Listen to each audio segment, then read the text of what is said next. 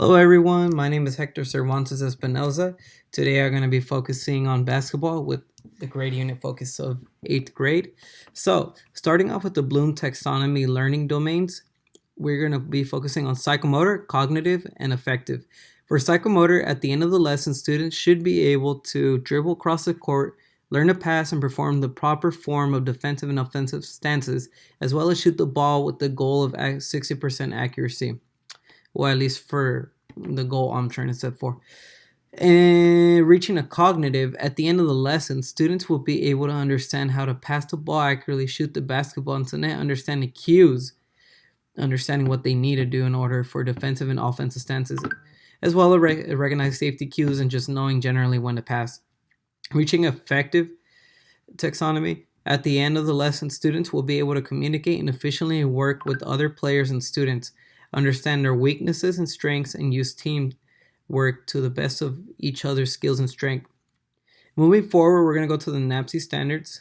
Going on to standard 1, the physically literate individual demonstrates competency in a variety of motor skills and movement patterns, just basic dribbling, able to pass, and shoot into a net. Moving into standard 2, the physically literate individual applies knowledge and concepts, principles, strategies, and tactics related to the movement and practice. Strategize, utilize cues as a team and individual. 3. The physically literate individual demonstrates the knowledge and skills to achieve and maintain a health-enhancing level of physical fitness. Just basically now showing an understanding of how to pass, dribble, and communicate effectively. Moving on to standard 4, the physically literate individual exhibits responsible personal and social behavior that respects self and others. Teammates will now be able to understand each other's strengths and weaknesses as well as understand their efforts of one another. Reaching into the standard 5, the physically literate individual recognizes the value of physical activity for health, enjoyment, challenge, self-expression, and/or social expression. Players and students will be able to enjoy the exercise and the challenge of competition in basketball. So moving forward, I'm going to go to the teacher objective.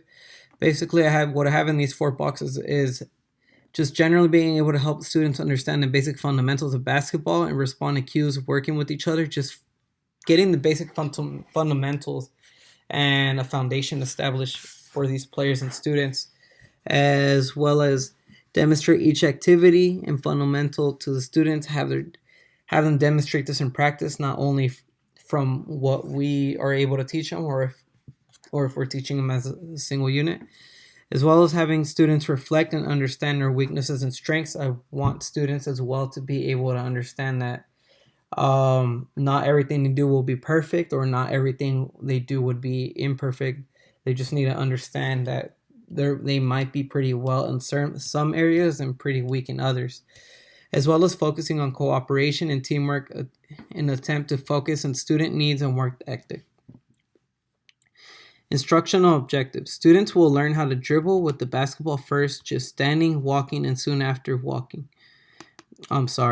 Students will learn how to dribble with the basketball first, standing, move on to walking, and soon be able to run across the courts, as well as students understanding how to shoot and pass the basketball. Learn how to cooperate with the students and general technique. Equipment's needed. Obviously, we're going to need basketballs. We're going to want to use a clock timer so maybe students can actually look at from time to time, or when they have a basic understanding of when they want to switch drills. Cones as well to keep areas separated and segregated in order for them to have a specific area to work in. Music and radio speaker. This is generally, I would say, an optional, but I honestly would like to have just some basic music in the background for these students, as well as a radio speaker, if that's the preference. 2-colored vest as well. Maybe we could have some of the students go against each other, just have some practice rounds or some practice shoots and keeping score with one another. Obviously, we're going to want some courts, whether it's blacktop or indoor gym, a first aid kit in case students get injured, and as well as obviously a PE uniform depending if they're required to use it or not. Moving forward, I'm going to go to the introductory activity. I'm just going to start off with attendance, then have them understand the lesson and focus of the general purpose that we're going to work with in that class setting. We're going to warm up. Generally, it could be a light jog session, or this could actually be a mix. Student input and cooperation. I want to understand as well sometimes if there's a point of conflict with any issue, whether it's my teaching or something that they just are lacking and they might want a more explanation in. As well as I was mentioning dynamic stretches, jog session before, or just a ball drill for them to work with. Moving on, I'm going to talk about physical fitness and activity. Well, the two options I was looking at, they could jog with the basketball around the court and pass it every minute and attempt different passing styles, just basically helping them adjust to running with the basketball and just learning how to pass with it as well, moving across the court. Or the second option, like I mentioned, this is why I wanted colored vest. Two colored vests is like how I mentioned right here, is to have a 3-minute drill of a 3-on-3 where students have a focus of competition with essential focus on passing and teamwork. Moving forward, a lesson focus, safety and precaution, just basically using the proper clothing and shoes, the proper equipment, making sure indoor gym or blacktop is clear of debris. You don't want anything on the floor, anything in the way, and just basically keeping behavior in check. Dribbling, obviously, we don't want to be looking at the ball as much. We want to be using our fingertips more across the ball. Chest not looking down. You want to generally facing up with an athletic stance. With shooting, feet straight, knees bent, hips square to target, elbows in, eye on target, and shoot. Passing, spread fingers out to form an oval on the ball, raise ball to the chest, push the ball toward target, coordinate pass timing, and push for pass bounce. Closing activity, I would like a cool down just to have their heart rates come down a little bit. And once again, I want to communicate with students to see where they're struggling and see if I could get some student feedback. I just generally want to understand if there's an area that they're really favoring or they're lacking in, as well as just placing the general equipment away that we all use for that session and getting ready for the next class, or just basically getting ready to end depending on how the class structure is working. And for my teaching diagram, I have, well, we have 4 stations. Station 1 and 2 is just generally passing. As I mentioned, they're going to just be doing general passing drills and be able to understand how to pass to one another or be able to pass across the court. And that's why I feel like it's good enough that I have station 1 and 2 used for that. For station 4 and 5, they're going to be shooting more into the basket, being able to practice on the upper hand, and then yeah, just basically general practice that will be able to help them overall in the game. And then the center for dribbling down the court, up and down the court, so they would have a better understanding of how to utilize the space. Okay, guys, so now we're on the court. Showing my sister in this case, since she wanted to come out in the video. Now I'm just showing that she's able to dribble around the court.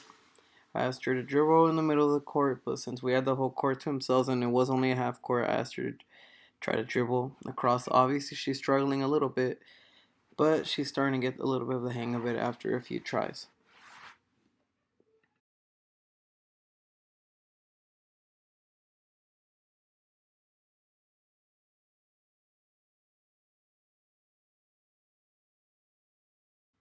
Okay, now that we're done watching my little sister, we're able to watch myself now attempt to practice dribbling a little bit more in order to demonstrate with my sister how to practice the dribble, maybe try to control her tempo so she won't be dropping the ball as much. Moving forward, we moved on to general passing.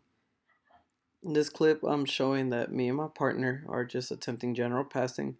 First, we're just doing regular passes, and soon after, we're learning to do the bounce pass. As time goes by, I also make a note to her that she needs to spread out her arms when she does a pass.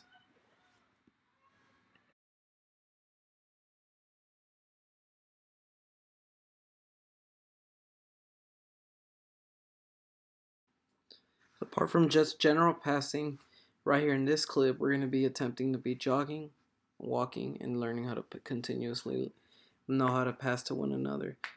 First, she'll give it a try, and then I'll give it a try as well.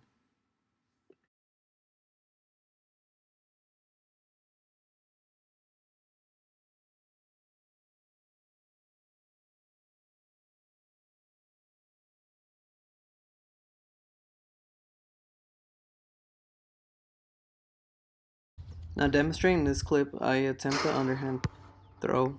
Basically, most students will be comfortable with the upper hand, but either way, the underhand is possible, and I'm just a firm believer that if students are comfortable with over and underhand, should be at their will whether or not they want to choose either.